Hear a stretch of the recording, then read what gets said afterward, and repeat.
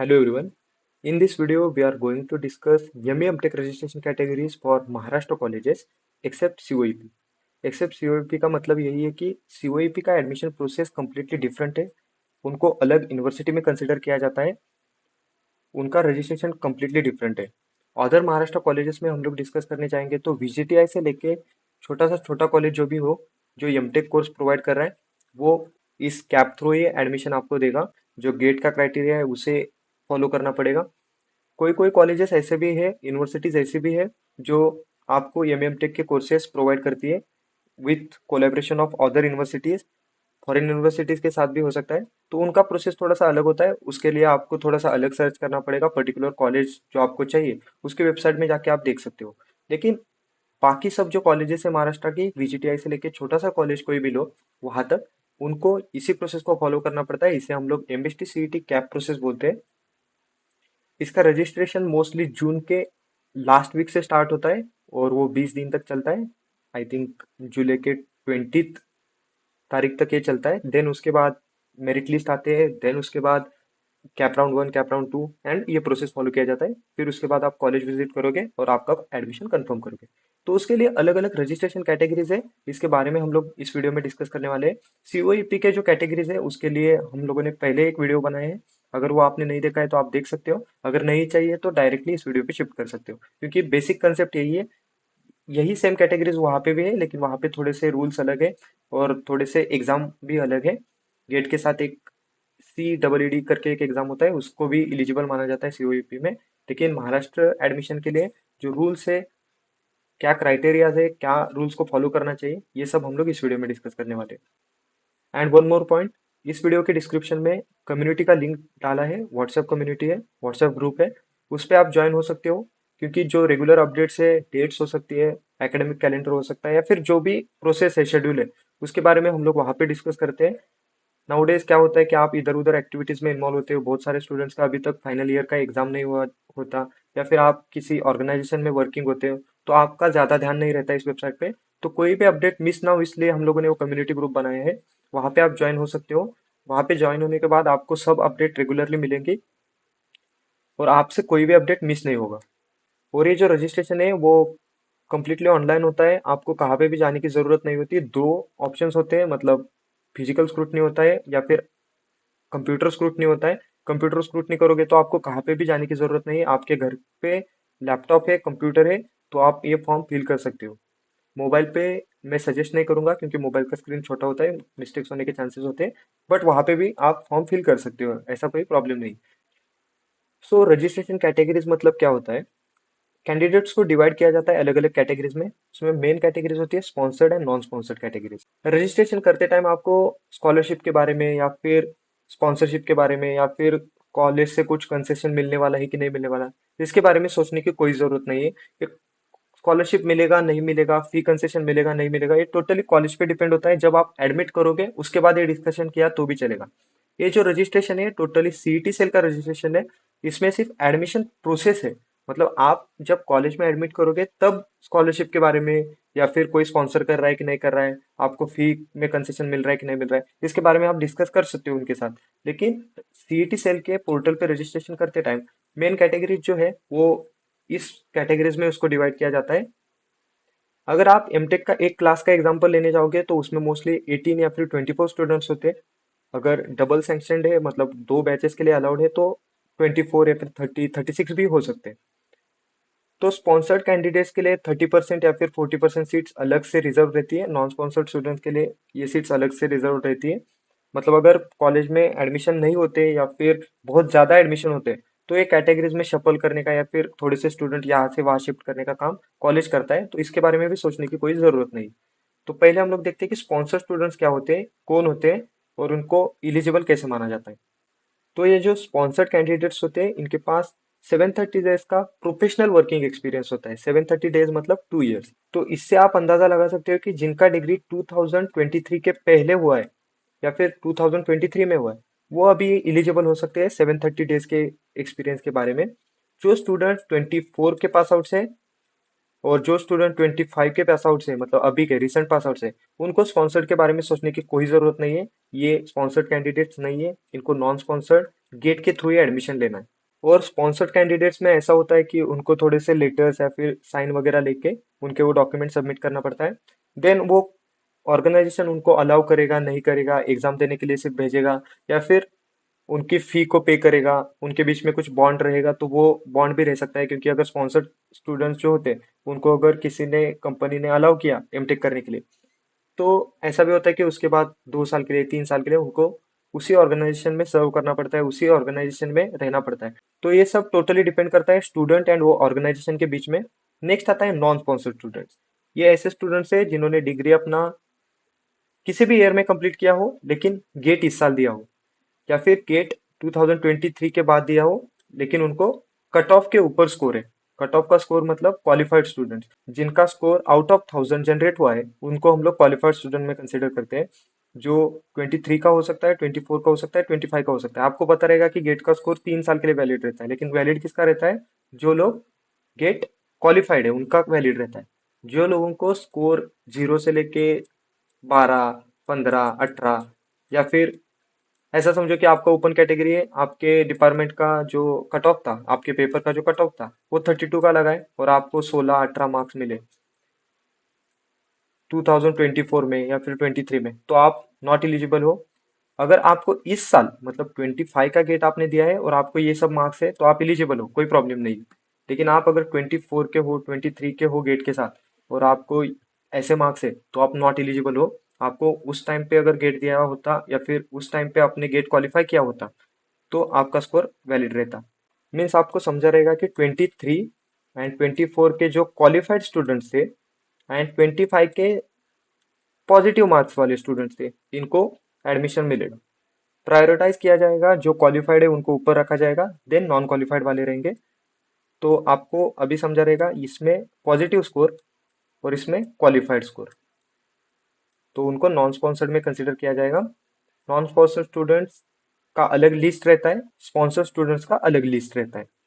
Then next category आता है sponsored plus non sponsored students. ये ऐसे स्टूडेंट्स होते हैं जो ऑर्गेनाइजेशन में वर्क कर रहे हैं, जिनके पास 730 डेज का वर्किंग एक्सपीरियंस भी है और उन्होंने इस साल गेट दिया या फिर 23 में गेट दिया था और उनको बहुत अच्छे मार्क्स आए, 25 आए, 30 आए, 35 आए, और वो क्वालिफाइड है या फिर पॉजिटिव स्कोर है इस साल उनका। तो ऐसे स्टूडेंट्स को भी इस लिस्ट में रैंक किया जाता है, बट प्रायोरिटाइज किया जाता है क्योंकि उनके पास एक्सपीरियंस लेटर भी है और उनके पास गेट का अच्छा स्कोर भी है। तो डिपेंड करता है, मोस्ट ऑफ द स्टूडेंट्स ये अवॉइड ही करते हैं। अगर उनको गेट का अच्छा स्कोर है तो नॉन स्पॉन्सर्ड में अप्लाई करेंगे। नेक्स्ट आता है अदर्स। इसके बारे में ज्यादा डिस्कस करने की कोई जरूरत नहीं है। फॉरेन स्टूडेंट्स हो सकता है, एनआरआईज हो सकते हैं, जिनके पेरेंट्स गल्फ कंट्रीज में काम करते हैं, उनके बच्चे हो सकते हैं, तो उनको अदर्स में रखा जाता है। इनके लिए फिक्स सीट रहती है।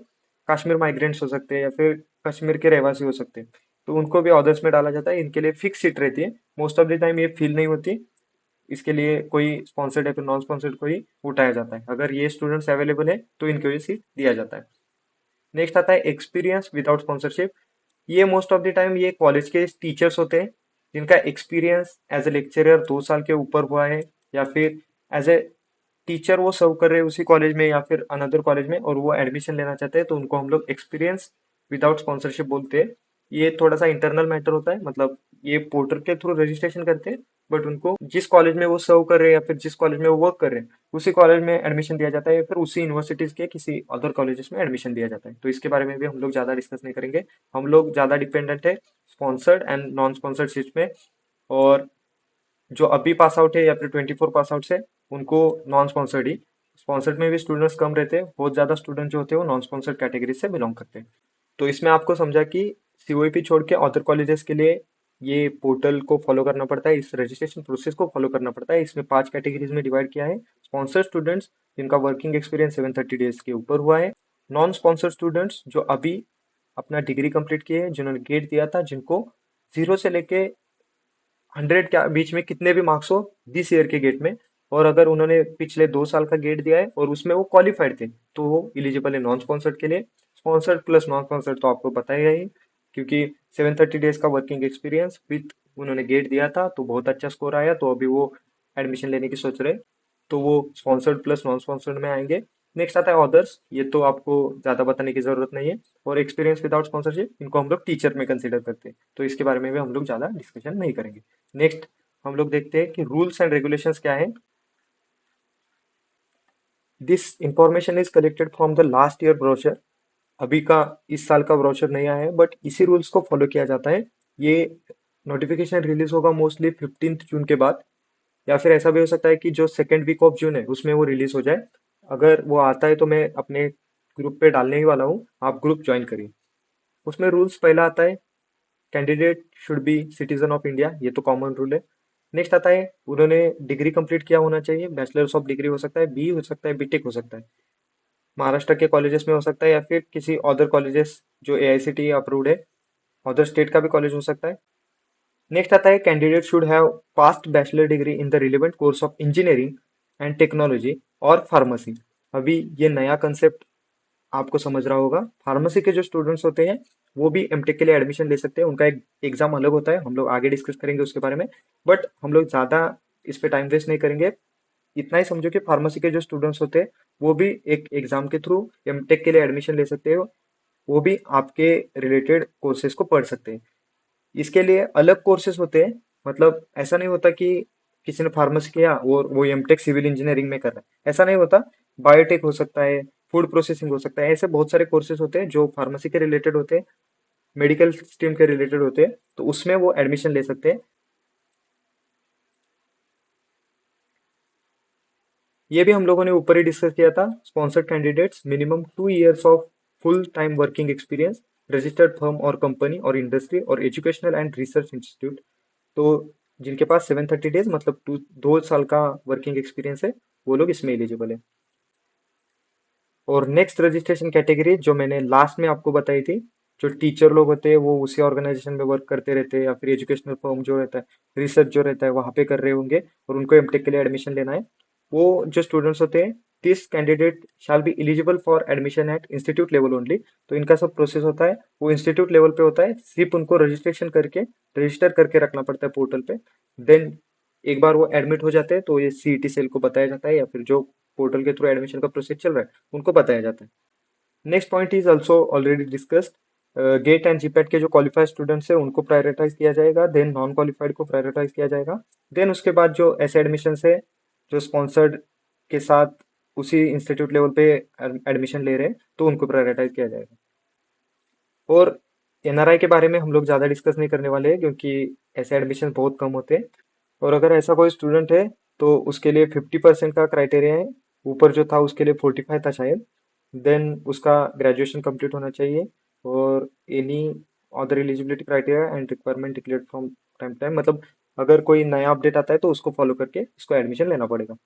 नेक्स्ट पॉइंट इज, अगर किसी के स्कोर में टाई ब्रेकर होता है, किसी स्टूडेंट्स को सेम मार्क्स मिलते हैं, तो कैसे किसी को प्रायोरिटाइज किया जाता है ये हम लोग देखते हैं।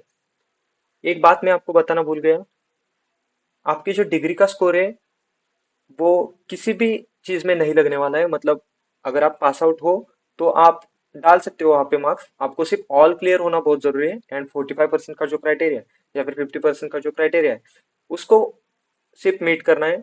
उसके बाद आपको डिग्री में 83% थे, 57% थे पे, इसमें कोई रोल नहीं है उस मार्क्स का। ऐसा भी होता है कि बहुत सारे लोगों का रिजल्ट ही डिक्लेयर नहीं होता है जब तक हम लोग रजिस्ट्रेशन प्रोसेस कंप्लीट करते हैं। किसी का अगस्त में लगता है, किसी का जुलाई में लगता है। तो जब रजिस्ट्रेशन करोगे तब दो ऑप्शंस होते हैं, एक पास्ट डाल सकते हो मतलब आपके पास डिग्री है, और अनदर ऑप्शन होता है अपीयरिंग स्टूडेंट्स। अपीयरिंग अगर आप डालते हो तो सिर्फ आपको रिजल्ट जब आप एडमिशन लेते हो तब उस कॉलेज में डायरेक्ट देना होता है, सीटी पोर्टल पे कोई अपलोड करने की जरूरत नहीं होती। तो अगर कोई ऐसा टाई ब्रेकर होता है तो उसको कैसे सॉल्व किया जाता है हम लोग देखते हैं। किसी का गेट स्कोर मैच हो रहा है तो उसके एचएससी के मार्क देखे जाएंगे या फिर डिप्लोमा का मार्क देखे जाएंगे। अगर उसमें भी टाई ब्रेकर होता है तो एसएससी के मार्क्स देखे जाएंगे। अगर उसमें भी टाई ब्रेकर होता है, रेयरली होता है, मतलब मोस्ट ऑफ द टाइम नहीं होता, लेकिन ऐसा समझ के चलो कि हो जाता है, तो उसके बाद साइंस के मार्क्स देखे जाएंगे, देन मैथ्स के, और देन इंग्लिश के मार्क्स देखे जाएंगे, और स्टूडेंट को प्रायोरिटी दिया जाएगा। एनआरआई के लिए भी सेम ही रूल है जो हम लोगों के लिए है, उसी रूल को उनको फॉलो करना पड़ता है। तो अभी हम लोग देखते हैं कि एमएसटी सीईटी का पोर्टल उस पर कैसे विजिट करना है, या फिर रेगुलर अपडेट्स कहाँ पे आएंगे, ऑफिशियली जो होंगे वो कहाँ पे रहते हैं, कहाँ पे रजिस्ट्रेशन करना होता है, इसके बारे में देखते हैं। अभी तक प्रोसेस स्टार्ट नहीं हुआ है, बट फिर भी हम लोग एक पोर्टल पे विजिट करते हैं, कैसे ऑप्शंस होते हैं वहाँ पे देखते हैं। इस पोर्टल पे विजिट करने के बाद यहाँ पे 25-26 लिखा है, वहाँ पे आप क्लिक करोगे तो यहाँ पे आपको दिखेगा एम टेक है और एम टेक वर्किंग प्रोफेशनल्स है। इसके बारे में हम लोग थोड़ा सा डिस्कस करते हैं। मोस्ट ऑफ द टाइम ये जून के लास्ट वीक में स्टार्ट हो जाएगा प्रोसेस। मैं आपको अपडेट करता रहूंगा, आप भी यहाँ पे विजिट कर सकते हो। लास्ट ईयर का भी आपको अगर देखना है, कुछ इन्फॉर्मेशन लेना है, तो मैंने ऑलरेडी ग्रुप में सब इन्फॉर्मेशन डाला है, फिर भी आपको चाहिए तो आप यहाँ पे जाके ले सकते हो। यहाँ पे कंप्लीट इन्फॉर्मेशन आपको लास्ट ईयर प्रोसेस के बारे में मिल सकता है। इस प्रोसेस को ही सेम फॉलो किया जाता है। तो ये सब इन्फॉर्मेशन आपको धीरे धीरे समझ में आएगा, कोई डरने की जरूरत नहीं है। बहुत ईजी प्रोसेस है। अगर आपको गेट में पॉजिटिव मार्क्स है, अच्छे मार्क्स है, 10 15 20 के ऊपर मार्क्स है, तो आपको अच्छा कॉलेज मिलने वाला है, कोई टेंशन लेने की जरूरत नहीं है। अगर आप नॉन क्वालिफाइड भी हो तो भी आपको गवर्नमेंट कॉलेजेस मिल सकते हैं।